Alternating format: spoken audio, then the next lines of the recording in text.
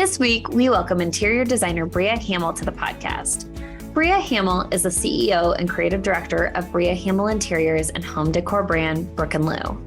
Bria's passion for beautiful, life-friendly design and products has earned her features in national publications such as Traditional Home and HGTV Magazine, partnership and licensing opportunities with major brands like Thermador, Cambria, and A2 Home, and Brooke Lou recently being named one of the best home stores in America for 2022 by House Beautiful.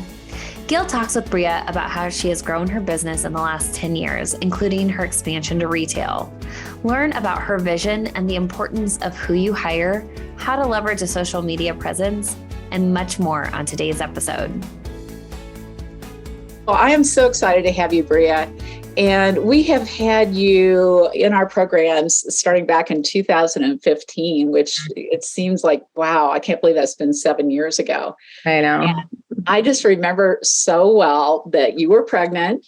We met at Market. We had an event at Market. And at that time, you were working part-time. And you had a couple of part-time employees. Yeah.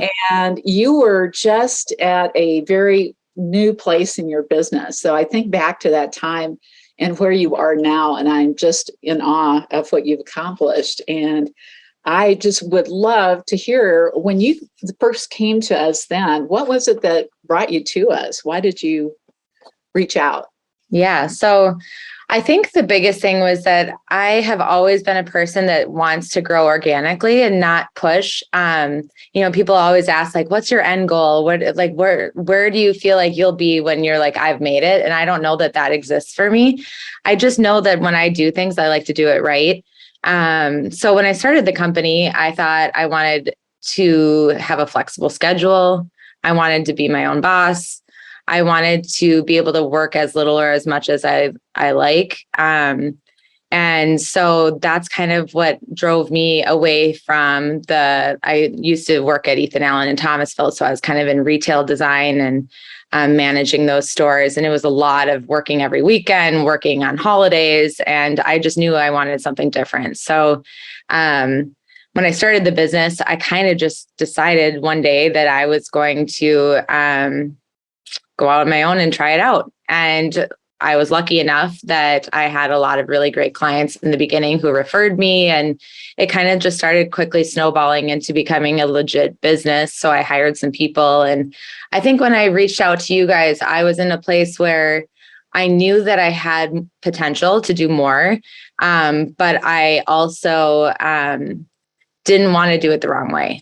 And I had actually gone before that Market that I met you at. I was at the Market previously and had listened to Lisa Kahn speak along with some other ladies. And they were on a panel. You were not there, but they kept talking about you. They kept talking about their business coach and this wonderful woman who was helping them kind of navigate through growing their businesses and doing it right and making sure that you're getting paid what you're worth and doing it, having all the legal documents and all of those. And it was a very eye-opening panel for me because one, I was like, well, I don't have legal documents. And two, I don't have a business coach. And three, I feel like I am doing a lot of what these ladies are doing, except I'm missing some big pieces or components of the business. So it was an aha moment for me. So I wrote your name down. I came back from Market. I started researching you. And and I think I had even filled out the contact form, but I was like, I need to know who this person is before I hire someone, because I feel like it's a really personal relationship when you hire a business coach. I wanted to make sure we jived well. And so I remember sitting up on that stage because you hosted the tables were up on the stage of the theater at High Point Market. And I kind of just like wanted to feel your vibe. And clearly it worked because I signed up right afterwards. So it was important for me, though, that not only just what you were saying, but just that I felt like you were someone I could trust and that I could connect with, and that you would understand kind of who I am and my personality. Because I really like people that can be direct with me and give me strong direction, but also not be so harsh that it makes you want to run away. So I thought you kind of checked all those boxes for me. Well, I'm glad to hear that. I think I've only made half of the people cry. Yeah. Well, if we're crying because it's for our own reasons, that's different than you making us cry. I like that. Yeah. Oh, that's so funny. Well, I think back to that time, and I think of where you are now, because obviously you have your own brand with Brooke Lou, which is just so cute. Love the name, and that is, of course, named after your children, who are just adorable and part of your marketing campaigns. So it's also fun to watch. So tell us a little bit about what your business looks like now. Sure. Or what your empire looks like, since it's I don't know about an empire, but it's definitely more than it was when I first met you. So the design business, we are now working nationwide. I would say we're probably 60% out of state, 40% locally. I think that is driven by a couple of things. We were lucky enough to jump into Instagram when it was kind of just starting to become a thing for businesses. And so we were able to grow a decent following. And I think that our followers have really stuck with us. And I would say 95% of our clients have been following us on social media for a while before they hire us. So that's been a huge marketing stream for us. And so our design business now, we are attracting a lot of clients through social media and showing the ease of it's not that much harder for us to do work out of state versus in state. And then the other part of it is I think people always see our work and they're like, you're from Minnesota? Like they don't understand our style and how it relates to the Midwest. And maybe that's because I was born in Texas and I only lived there for 7 years, but I swear those Texas roots go quick and they grow in you and you kind of can't take them out. So I love Southern design, and I traveled a lot to the South with my mom when I was growing up, and she's very into Southern design. So I think that it was just kind of put in me to have that style. And luckily, there's enough people in Minnesota that appreciate it too. But then we certainly attract those clients from across the country who want that look. And it's interesting because we're doing it a lot in California. We have a project in Oregon, just some interesting states that might not necessarily think of our aesthetic in those locations, but that's why we're booking those clients, is because they really want to infuse that style into their home, and they might not be able to find a designer locally that can do it. So design business wise, we are probably, I think we're at like 10 or 12 employees. We mix our employees, our team. A lot of our team works on both businesses. So it's always hard for me to say how many is on one team versus the other. But we launched Brooke Lou, which is our retail business. We started off exclusively e-commerce, and now we have a store as well. And we just launched wholesale actually on faire.com. So we started that. We just celebrated our 4-year anniversary. And now we are a multi-million-dollar business and growing every day. And it's been quite a crazy business to basically start as a baby when COVID hit. So trials and tribulations for sure. It's not everything's all perfect, but it is a very exciting place to be. I love a challenge. I love problem solving and figuring out better ways to do things. And so I think that Brooke Lou has really been able to give me that opportunity to kind of fill holes and experiment with product and, just try and reach more people than what we can with the design business. Yeah. Well, and that has, I think one of the things I would point to is that you were so clear about what you wanted to accomplish. And you are very goal driven, which is, of course, a big reason you're so successful. But I would say that in looking from the outside in, I can see your brand and how important your brand has been and your vision for your brand behind it. And I know you recommended your branding company that we used also, which they were great to work with. And speaking of Charleston, they're from there too. I know, it's so funny. And now I look forward and I realize that, for us too, this is going to be our second brand that we're introducing, and that's coming out in just a couple of weeks right after market. So the people listening right now are going to actually be hearing about Pearl Collective. So I can go ahead and say that now. Yeah. And all of our boardroom members know about it. But, thank you for that referral to the branding company, because that was a big change for us. And I think that what I would say to anybody that has not worked with a really good branding company, you need to do that. Because there is something that happens through that process of developing a brand that is kind of hard to describe, but it does clarify who you are, how you're presenting yourself, and what you're trying to accomplish. So would you agree, disagree on that, or? No, I 100% agree. I too had went through a branding process prior to this group, and these guys really drove home the point of making sure you have a point of view and not altering that. And, you know, a lot of people as designers, I hear from a lot of people, well, we're different than you because our style, like we'll do any style. We'll do what the client wants. The client really just drives the design, and that's okay, but you have to have a point of view of something. So you have, because if otherwise you're just like every other designer. So that was really important for us. Now I do take the angle of, we definitely have a style. That doesn't mean that we don't do modern or we don't do super traditional formal. But no matter what, when you look at our, even if I always say social media is like our Instagram's like our moving portfolio. So you can quickly scroll through Instagram and see that if you look at every individual picture, the homes can be very different in style, but there's something about what we do that kind of has consistency. And I always say that that is the livable feeling, that everything feels like every room we design, you can live in, you want to use. It just is a very inviting space, whether it's modern, whether it's traditional, whether it's a neutral color palette or lots of color. It's just that consistency, and that's really helped drive our brand. And they, working with that branding company, they really helped us kind of define what that was. And then now we know, and it's kind of our Bible, that we stick to that on everything that we put out there in the world, is that it needs to look like our brand. Yeah. Well, and I think too, and this is something to keep in mind, is you have a very defined look to me. So when I look at your portfolio, when I look at you on Instagram, I know it's your project. And so having something that recognizable is a real shortcut, because then people don't have to decide if you can do their project or not. They know that they're coming to you for your look and your style, which is very clearly defined by all the visuals that you have out there. So,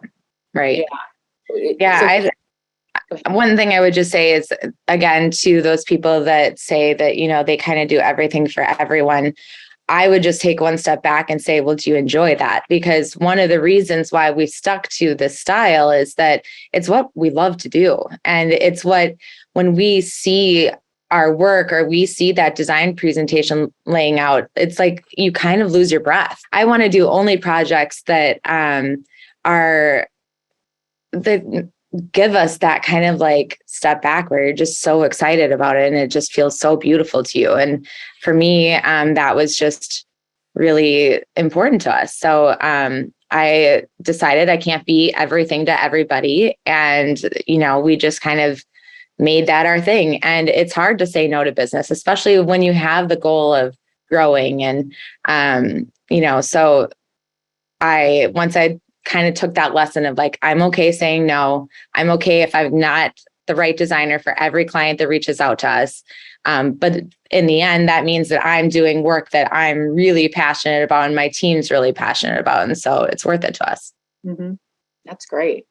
Well, going from there, let's talk about the long-term vision for your business, because I know you're growing organically, but I know you have a vision too. So there's something that you have in your head about where you want to be 5 years, 10 years from now. So tell us about that.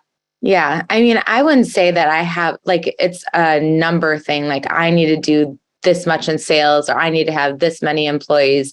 If anything, I've learned a lot in the last couple of years now that we just hit 10 years with BHI. And I've learned that like the numbers actually don't define you. And when you're kind of in that run of, we're growing, everybody's giving you attention for, oh, you're such a big design firm, like that doesn't matter to me anymore. I thought that maybe it would, and now it's not. I don't care what size it is. I care more about that we're doing the projects that really fill us up. I would love in the next 5 to 10 years, probably 10 years because of the age of my children, to have locations in other places so that I can actually get out of Minnesota in the winter and go work somewhere else. I mean, I travel a lot. I'm probably going to be a diamond status for Delta this year, just with all the flying that I do, but it's not the same as just living in it and having my husband with me, but my kids are still in school. So I can't leave them until they leave me. So 10-year goal though would be to be somewhere warm in the winter and be able to be somewhere that more people would enjoy our services and, not have to pay for our travel. So there you go. I like that. Yeah. All right. Well, that'll bring its own new challenges with it. Yeah. Let's talk a little bit about some of your greatest challenges and maybe some of your greatest opportunities that you've had over this 10-year period. Yeah. Let me think. Challenges wise, I think that, growth is hard. When I started the company, I had managed people before. I was lucky that I had run a design center for big furniture brands, and that taught me a lot about managing people. But it's different when it's your own. I think you take it more personally. You care more. I mean, not that I didn't care about those people, because I still have relationships with a lot of those people, but it's just a different type of caring. When I started, I took things a lot more personally. If someone wanted to quit or it wasn't working out, and it almost sets you up to feel like a failure. Now I feel like one of the things we started EOS, which I know you are a big advocate for. And EOS has kind of helped us build who we think are ideal employees, just like ideal clients. And we developed our core values, and now I can hire and fire against those. And it's a lot easier to have those conversations with employees about how they're performing when it's based on your values of the company instead of just like work performance. Mm-hmm. And for me, I feel like I can train anybody to do anything. It's about innately who they are. If they have the same work ethic that I do, and if they have the same compassion for our clients that I do. And so that's been a big learning curve for me, of kind of developing those core values and then really sticking to it and not feeling guilty if it doesn't work because they're not checking all those core value boxes. Like it's a deal breaker. You have to check every single one of those boxes or you're out. So that's been a big learning curve, is trying to find those people beforehand, vet them before we hire them, and then how to keep them on. So I would say employees has probably been the trickiest part of growing a business like this. And then also still having that as you grow and become larger, it's important to me to have those personal relationships with them too. And that can be tricky just because of lack of time. I have a leadership team now, so a lot of my team works under the leadership team, and I'm not necessarily, they're not reporting to me directly anymore. So how do I bond with those people? And because I truly feel like people stay for you, not the business. And so I try to do different things to just be able to get to know them and for them to get to know me, because I want them to feel like they're part of my family. Okay.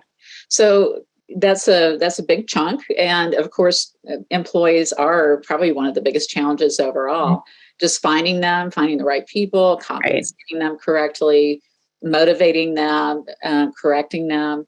One of the things I think I've learned so much more in this second business that I have had is that you have to have the tough conversations too. Mm-hmm. And that is my least favorite thing to do, but sometimes you have to have those tough conversations. Mm-hmm. Has that gotten easier for you over the years? Yeah. Well, again, EOS, people call me an EOS nerd because I talk about it all the time. But one of the things we do is our quarterly reviews, and it's nice because it's a scheduled time to connect one-on-one with each person on the team.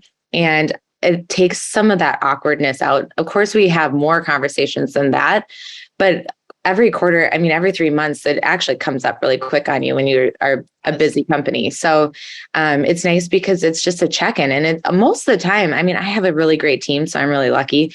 But most of the time, it's more of like a touch base of like, hey, you seem off. Like, what's going on? You're not your normal bubbly self. Or, you've kind of, one of our core values is being a yes person. And so if we have someone that all of a sudden is not saying no, but maybe being a little bit more hesitant to help out, it's just one of those checkpoints like, hey, our core values are to be yes people, and we feel like we're getting some pushback from you. What's going on? You never used to be like that. I have learned that if I approach hard conversations and put myself in their shoes when I'm doing it, it makes it go a lot better. Just because I think about how it feels to receive the information I want to share with them. And it just makes me a little softer. Sometimes I can be a very direct person, and that's not always a good thing when it's about interpersonal relationships. Right. And so when I try and take a step back and be like, how are they going to receive this? Maybe think about like why I think maybe they're doing some of the things that they've been doing, or why I've seen a change, and then trying to address like how we could help make it better. And sometimes it's just the right time where you're like, you know what? I just think that you're ready to move on, and we've had a lot of those conversations. Unfortunately, in the last couple of years, I've had to let go more people than I ever thought I would have to. And it was because of the core values, and because COVID is really affecting a lot of people in personal ways where they're just seeing that they need to shift. But because we have such a great work environment, sometimes it's hard for them to leave because, they love being here, they love the team, but it doesn't mean that we're necessarily the right fit and we're not filling their cup anymore. And so I will bring that up to them. And a lot of times I put in their court of like, hey, this doesn't feel like it's working. We love you as a person, but like the job's not getting done anymore. I don't want to have to nag at you all the time for this. Like that doesn't feel good for either of us. So, like either it needs to change or let's figure it out and I can try and support you while you find something else. And that's worked. And those are the people that I still have really good relationships with once they leave, and then I have some people that are just, they are moms and they decide they want to spend time with their kids, and COVID changed that for them where, the timing is like, oh my gosh, this time is flying. My children are little. I'm only going to have a couple years. And I am like, great, call me when they go back to school, because you were great. You were a huge asset to this team, but I'm okay. And I understand that I can't be good enough to make it worth you losing those years, so you kind of have to take yourself, the personal aspect of it out and realize that there's a lot more to this world than just the business. And if you can find the people that love it as much as you do, they normally stick around. And if they can't, that's okay. Anytime you keep people over 2 years now, that's considered to be a fairly long period of time. I know, which is gut wrenching to me because learning from my father, who has he's third generation of a family business.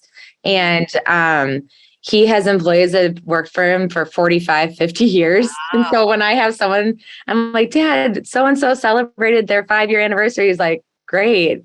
And so, but it is a different generation. Luckily he's going to have, I always tell him like, good luck with your next hiring round when everyone retires on you, because you're going to have a whole different generation of people that they don't stay around as much. It's just the younger generation. They like to see the world and spread their wings, which means not always staying with you for a long time.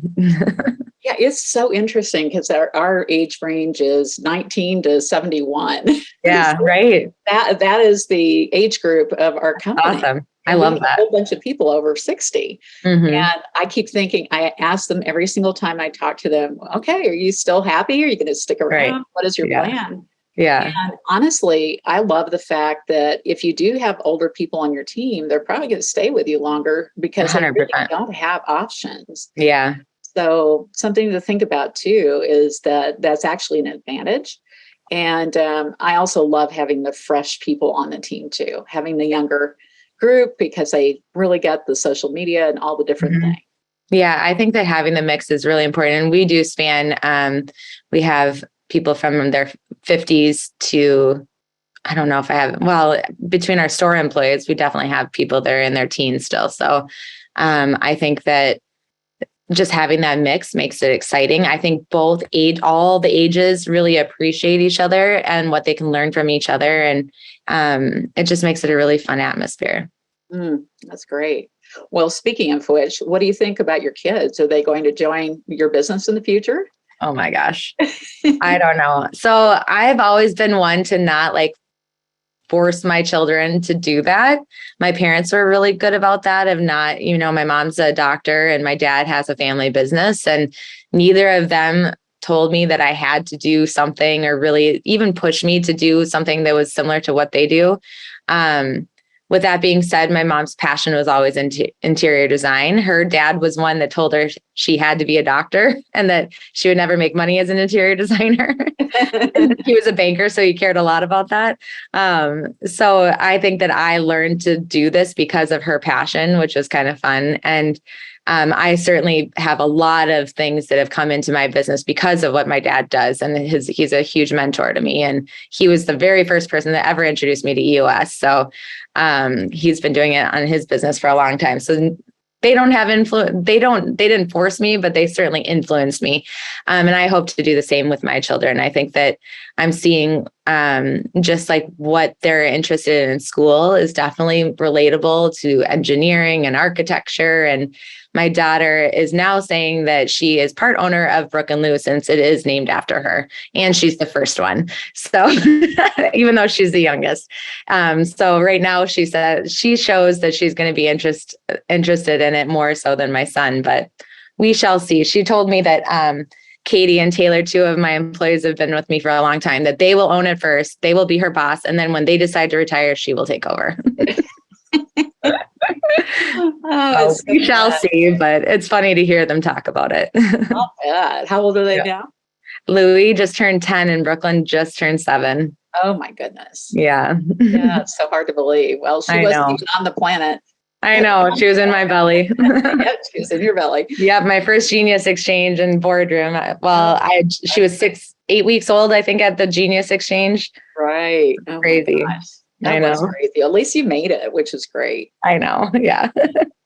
Well, let's talk a little bit about your accessory line. What brought you to designing the accessories? What is your intent? What is your goal for that?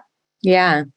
So one of the things as an interior designer, and something that I would love to talk more about with designers who are wanting to grow their businesses, there's other ways of getting revenue for your business besides clients and design projects. Licensing is a big part of that. And I think that once you do have a name for yourself in the design world, it is an opportunity for a lot of designers to make add that revenue stream. And it's been something that I've been really interested in for a long time. We clearly started with Brooke Lou because that was our way of instantly being able to design our own products and kind of get that out into the world. But it's really fun after knowing all the work it takes to do an e-commerce or a retail business, to be able to move into licensing and partnerships with other vendors. They do all the work compared to when it's your own company.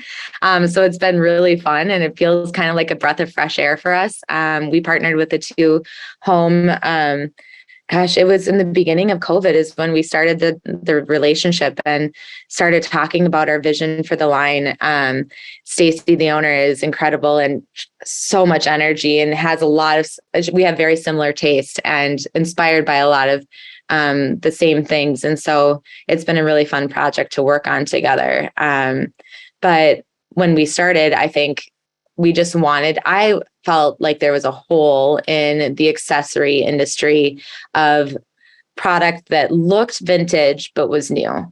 There is this fine line. Vintage products are definitely on the rise, which I love that the interest in vintage is coming back. It's great for the environment. It's reusing these beautiful products. Honestly, it's hard to find good quality things in the world. And so when we have access to being able to buy some of those that are handmade and really you can see the work and the love put into these pieces, it's great. But sometimes, in these new construction homes, if you have too much vintage, it feels out of place. And so I kind of wanted to bridge that gap from vintage to the new. And how could we have products that were new and felt fresh enough, but still had that like handmade vintage feel to it. And that's kind of where the collaboration with a two home came up. So our inspiration was kind of like a European summer kitchen.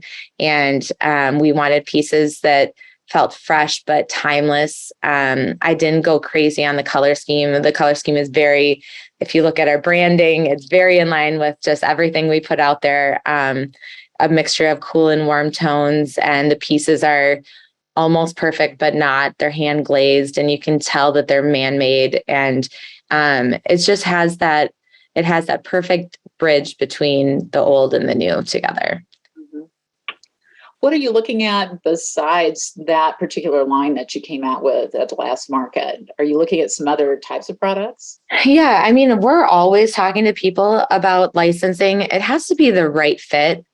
We do have 2 other products with other brands in the works right now. I don't know that I'm allowed to talk about them yet, but it is in more of like, I could say, wall decor, and we're doing some really cool artwork with somebody. And so just anytime I feel like a brand is really in line with who we are, and more than just the style, but the quality, the price point, and not price point as in it has to be really expensive, but I care more about a great value. So something that marries that quality, but isn't overpriced.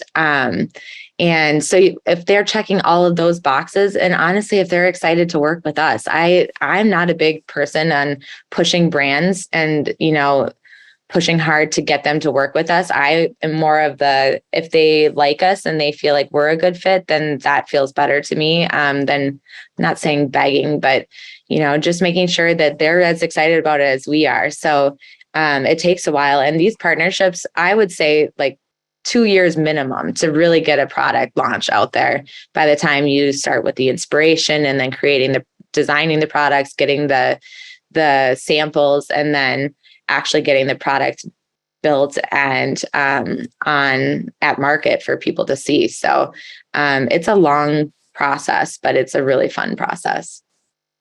So can you go into a little bit more detail about that? Because I don't think people necessarily know what that might involve. So if you wanted to design a line, do you approach the vendor first? Do you have a sketchbook? What is it that you do in what order? And also, what is your involvement in that process of bringing a new product out? Yeah, that's a great question. I think there are multiple ways of getting a licensing deal. Like I was saying, I prefer when a brand, not that they have to reach out to us, but it's a brand that we've worked with, we already have a relationship with, and maybe it's a conversation that I start. A lot of these conversations start at market. I am a diehard market person. I'm missing my first High Point market in October for the first time, and since I met you. So I think that a lot happens at market when you're talking to those vendors and you're making those relationships, you're having FaceTime with them. I personally think you have to show them that you can sell their product. So a lot of these partnerships that we go into are vendors that we do a lot of business with. So they know who we are, and they know like, okay, these people can sell our stuff. They clearly they believe in our product. And then I approach it of like, hey, have you ever thought about doing this instead? Or like, we would love to sell your product, but we have to keep going to this person because they have this and you don't. So a lot of those type of conversations where it's just more of like almost trying to, how can we help them, and it's not all about us, but we love working with you, but we can't seem to find this, and our clients are always asking for that. And so maybe we can design that together. Or if you want to hear more about like what I think is missing, and this is something you guys could design, I know we could sell the heck out of it. Those are the relationships or the conversations that I have with those people that have led to these conversations and kind of led into, actual fruition of developing these lines with them. So obviously it starts with a conversation. It always helps if you have people to support you. Like we have a PR team who is very reputable. And actually the PR team that we hired represents some of the best brands that we work with. So that made it really easy because they're like, hey, mutual clients, we can vouch for both of you. And then they manage the relationship. And that's been really awesome. So once we kind of get into conversation, we normally are signing NDAs. I normally create a vision board of inspiration, not actual products, because clearly if the product already exists, then you're just copying it. And that's not our goal. But I'll do inspiration photos. Maybe it's a interior designer's picture where it has like a vision or a vibe to it. It could be a type of flower that makes me feel like the aesthetic or a color palette, or maybe it's a picture frame that I love that I want it to be on a piece of art or on a mirror, along those lines of just having enough of a vision that they will understand where you're going, but not necessarily. I don't do sketches and all of that before we sign on with them. I don't think that, honestly, I don't think it's worth the time. And maybe for certain products that's worth it, but it's a lot of time and energy. And a lot of your like designers, like that's personal and that's kind of what they pay you for to do. So before they sign on with you, I'm pretty protective of that. But these vision boards have been really great and have worked with all the collaborations that we've started, of them really understanding, that they do have a unique perspective, and it's in line, but it's different than what we already have. So once we do that, that's normally when we get the conversation started of like, what does the partnership look like? Is it financially worth it to us? Is there any investment on our part that needs to happen? And then we get a contract going. And once the contracts are signed, then we really start into the actual design and development, where I will either sketch or put something in CAD, or like I said, it's taking a type of product and trying to come up with a design on a different product, if it's a frame to a mirror, something like that, or a picture to a vase, just some of those details that you can kind of show without necessarily replicating and just doing the same exact thing that you already see. And we create a spreadsheet. So we do an Excel document, and it seems kind of basic, but they love it because it's really organized. So we'll put a picture, any kind of inspiration or vision behind it, or the drawing in an Excel. And then we put, we'll name it for them, because I think that also has to do with the brand and the vision. And we'll put a retail price point that we think is where it needs to be to sell, which is really valuable to them, because they can almost automatically, they'll go to their factories and say, can we make it for this? And then we know if it's a feasible product or not. And we'll put dimensions. So from there, they take it to the factory, they do the pricing, they say yes, no. We probably start with, say it's 20 items, and we cut it in half. So, there's a lot of product that we start with that we don't launch just because of feasibility of it. And then we start getting the samples, and we approve the samples, and then we create a marketing plan with them on how we're going to market it. Wow, that's a lot. So, it is a lot. Yeah. 2 years, remember?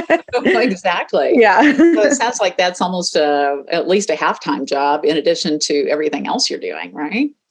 It is, but because it's who we are, like as a designer, it comes pretty naturally to me to think about the product. And most of it's product that I've been thinking about for a long time.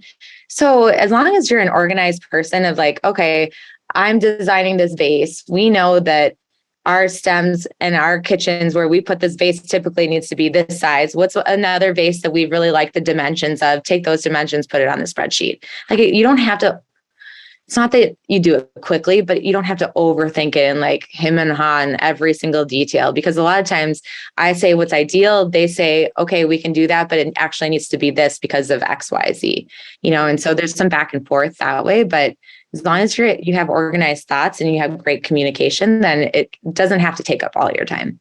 Okay. So a couple of other questions. You kind of alluded to it, but is there an investment on your side with a brand if you're developing product? Yeah. So sometimes there is, sometimes there isn't. I think that is very brand specific. Because we have a retail business, it is very easy for us to invest in the product because we clearly would be selling it on our website if I designed it anyways. So that certainly makes it more enticing for them to know, like, off the bat, when we launch this product, we're going to get an order for, a certain amount right away without having to do anything, so Sure. It definitely makes it a little bit more enticing for them to be interested. Now, with that being said, we're doing collaborations that don't require it either.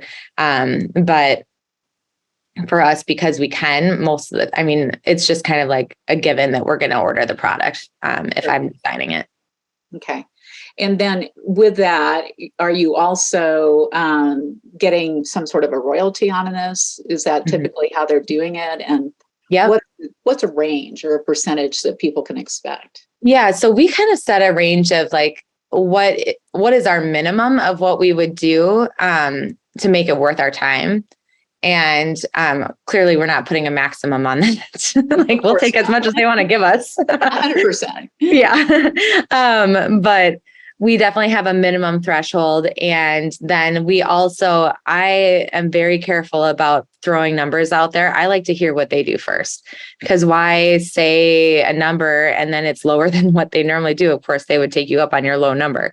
And sometimes we do collaborations where it's not all about the money, but we're working on one right now where both parties have kind of been like, this is not a collaboration we're doing because we think we're going to make a lot of money on it. It's because we think that we have very similar followers, and our brands are very similar and make a lot of sense together. And so we're more interested in gaining like extending our reach and kind of using each other's followers to introduce each other.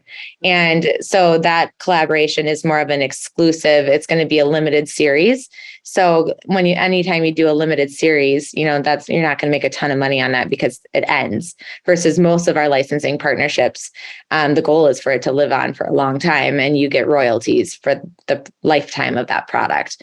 As far as a range goes, I would say anywhere from 6 to 15% is probably fairly average. And what a lot of the vendors have told us is, where they typically land. Mm-hmm. And is that with your name on it, or is it private labeled for the company? All of our collaborations will have our brand with it. Okay. It's not that we don't do private labeling. We do that a lot with Brooke Lou. But I think that's a whole different, I don't need to design product and then have them white label it for me. I would rather, if I'm going to put my creative direction to it, then I want it to have our brand on it. So. Well, let's go back to a couple of questions. One is, what is your Instagram following now? How many people? Gosh, we're really close to 200,000. We're not there yet, but we're close. Instagram's changed a lot over the last couple of years. When we first really started putting energy into Instagram, we were growing 1,000 to 1,500 followers a week. And that went on for a long time. And that's kind of where we got to the numbers that we were the last probably 2 years. And then Instagram changed their algorithm, and they are majorly controlling who sees your posts and your stories. And a lot of it has to do with how much money you're spending with them. And it's been interesting to know that like Instagram is not going to be the end all be all forever. And I think we all need to know that. There's always going to be something else coming. And it's not that we're going to stop putting the energy into it, but we don't let it necessarily dictate our success. So we've slowed down a lot, where now we're maybe getting 1,000 a month. And, sometimes it's 1,000 every 2 months. So, that's changed, and we haven't changed anything about what we're doing. So that just tells me that like, there's only so much you can control, and putting the content out there that we know is attracting our ideal clients and our ideal customers. And is one of the things I love to do is connect with other designers and help other designers grow. I think that was one of the major reasons for hiring you guys. Was there when I started, most designers, especially in this area, they didn't want to share. They thought that if they shared, you were competition, and they were threatened by that. And so I felt like I had nobody to go to ask questions of like, how do you handle this situation? How do you charge? I just texted 2 of my friends who live in Illinois yesterday about charging sales tax on design services in Illinois specifically. And I could not do that in Minnesota when I launched my business. Nobody would have shared that information. And these ladies are incredible, and right away told me exactly what I needed to hear and gave me all the information and why it was like that. And so on Instagram, if I can do that for other designers, and I also do the expert now, where other designers can book me to pick my brain about anything to do with interior design business. And I am an open book. So I use social media for that, not just to gain followers. And it's not all about how many followers did we get this month. We actually kind of stopped tracking it, where we were in our weekly meetings with the team, we used to say we got this many followers this week. And it started to feel like such a negative number that we stopped talking about it. We would say, okay, we're at 198,540 followers this week. We would say we only gained 300 followers because for so long we were doing more. And I didn't want my marketing team to feel like they weren't doing something right. It's just Instagram changed and it is what it is. So, you have to like think big picture and just kind of think about how it affects you and what it's doing for your business. And if it's not working, where else can you go to gain that traction? Mm-hmm.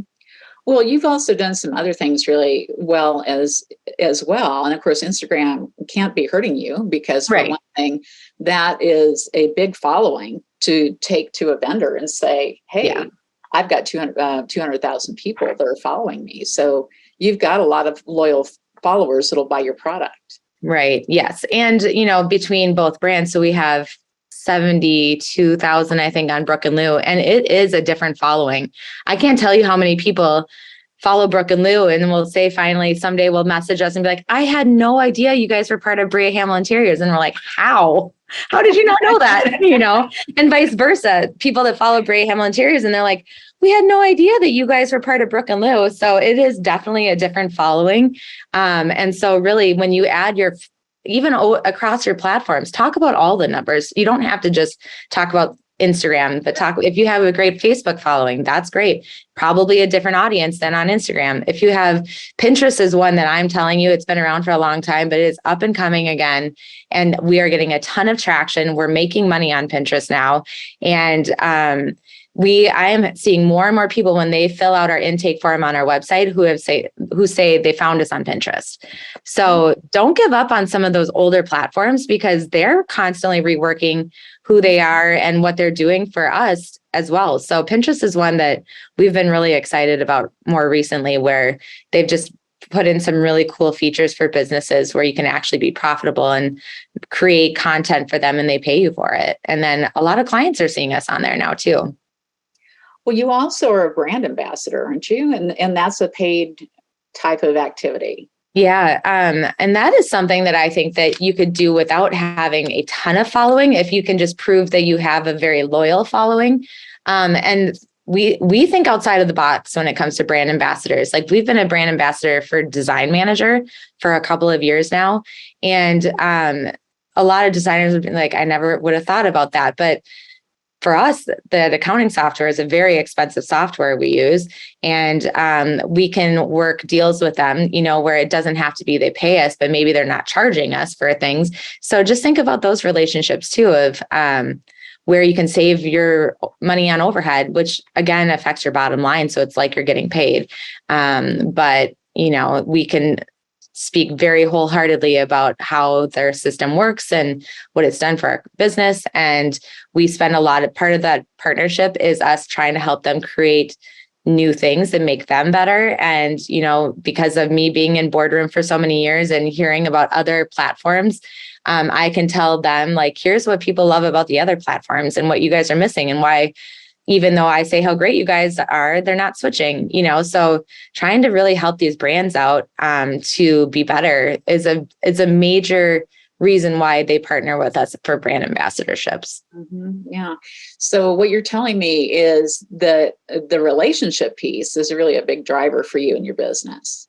I guess that's just who I am in general. Is I would say like I'm somewhat of an introvert. I'm not a very I don't think I'm super outgoing. I don't know. My husband's really outgoing, so maybe he makes me think I'm not outgoing because he's so out there.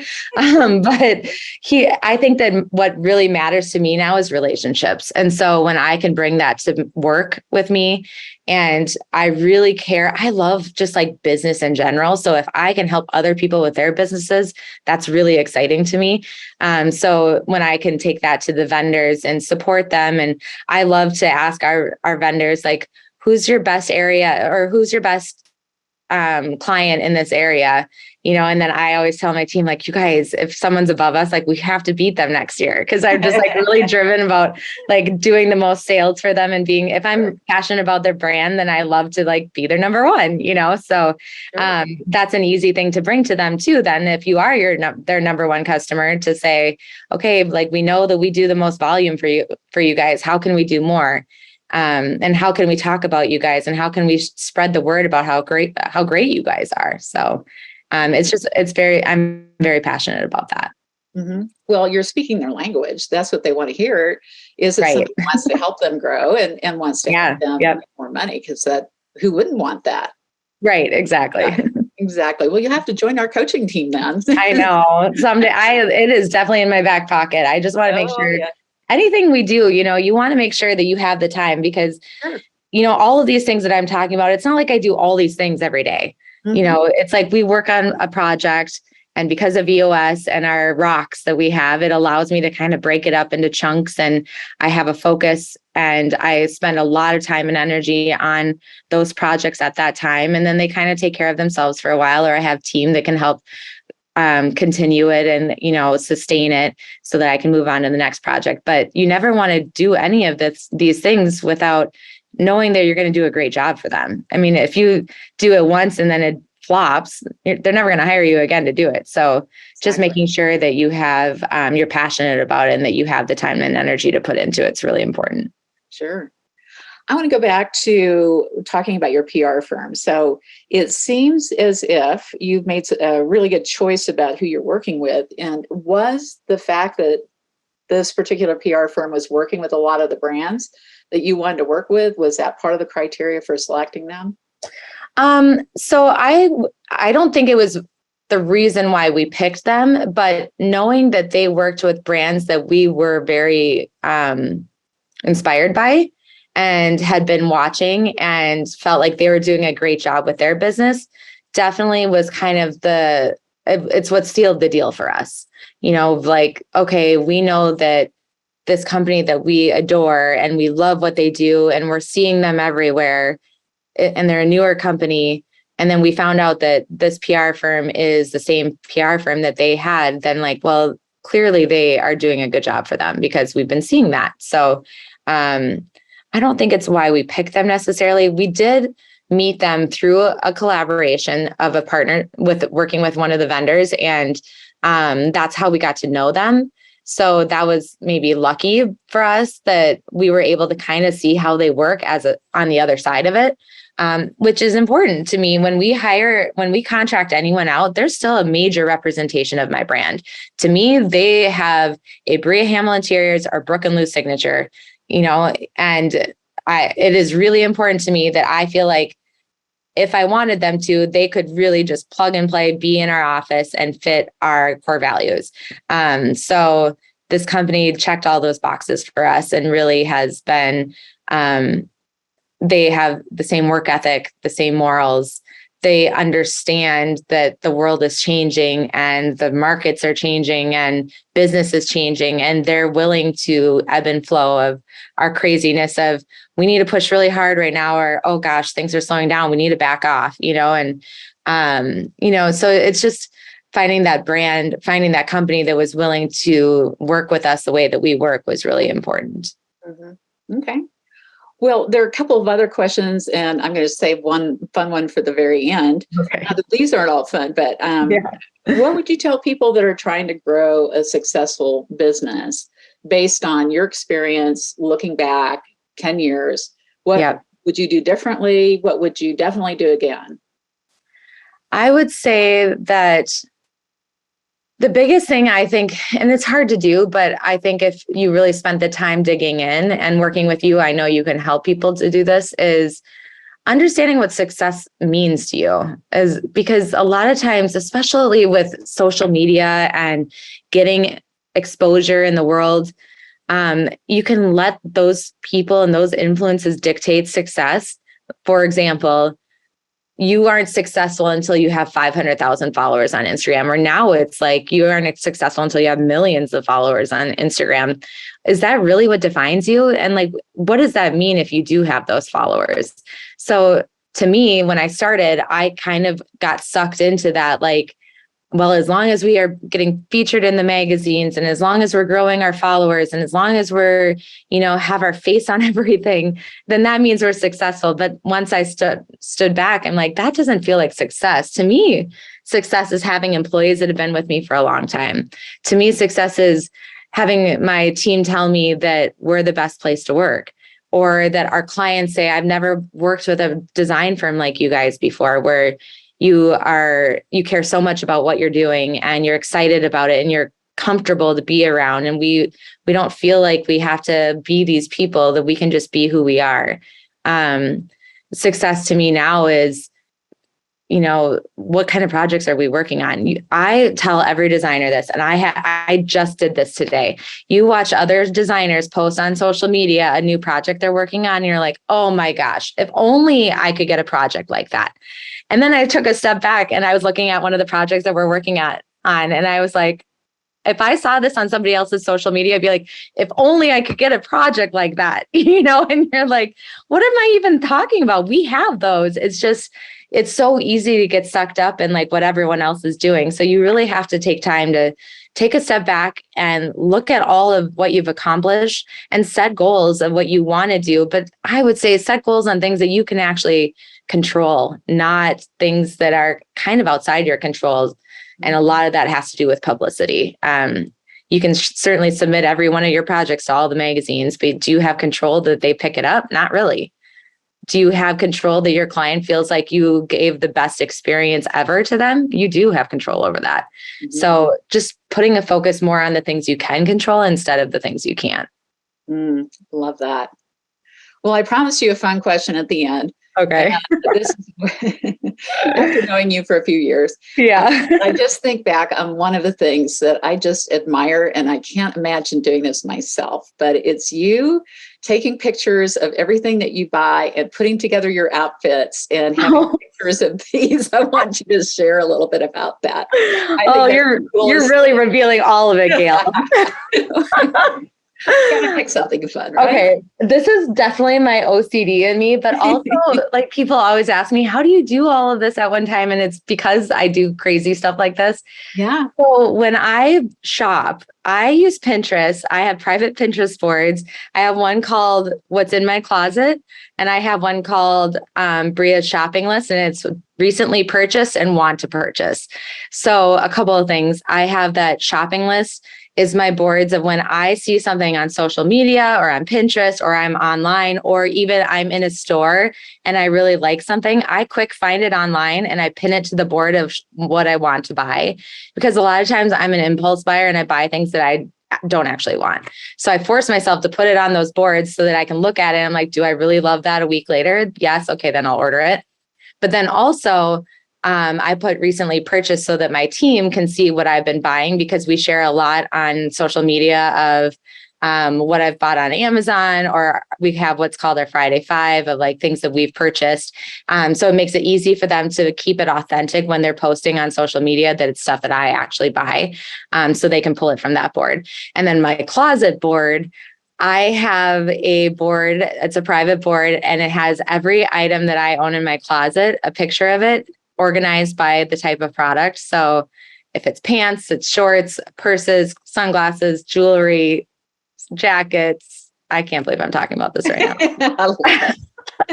And then, of course, I have to take it one step farther, and I make design boards for outfits. So I have like, here's this top that I have, and I would wear it with this pair of pants and these shoes and this jewelry. And I create a little like mock-up board and I screenshot it and I save it on Pinterest.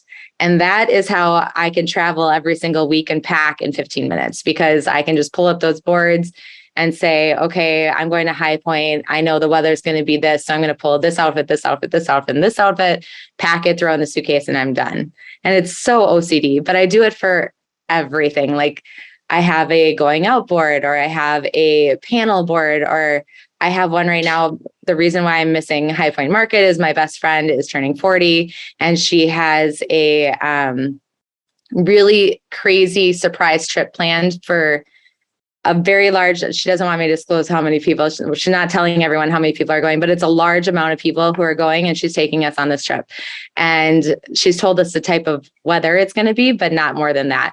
All we know is we need our passports. So I have boards for swimsuit with cover up, with the sandals, with the beach hat. Works. And then I have like my dinner outfits planned. And then another reason why I do it is I don't shop as much. Once I have my clothes and I'm like, okay, I have enough outfits, I have no excuse to go buy more stuff. So it really helps me budget too. but if people, like, if I die and someone gets into my Pinterest and is like, who is this girl? And talk about having too much time on her hands. But it really does actually save me time in the long run if I put a little effort into it in the beginning. Oh my gosh. But now you know all my secrets. Well, I doubt that, but yeah, that's a fun one. Thank you for, yeah. Sorry to put you on the spot about it. But Oh, it's fine. I'm an open book. It's fine.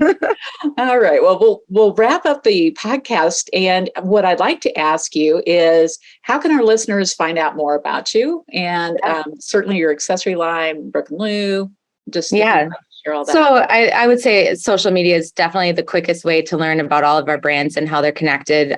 Bria Hammel Interiors is for our design business. And then at Brooke Lou is for our retail business. And we talk all about all of the things that we're doing on a daily basis there. So that's probably the easiest. Our website's briahammelinteriors.com and brookeandlou.com. You can see more of Bria's design work at briahammelinteriors.com. Or to keep up with all the latest happenings, follow her on Instagram at Bria Hammel Interiors. The Bria Hammel and A2 Home is also now available in store and online at brookeandlou.com or a2home.com.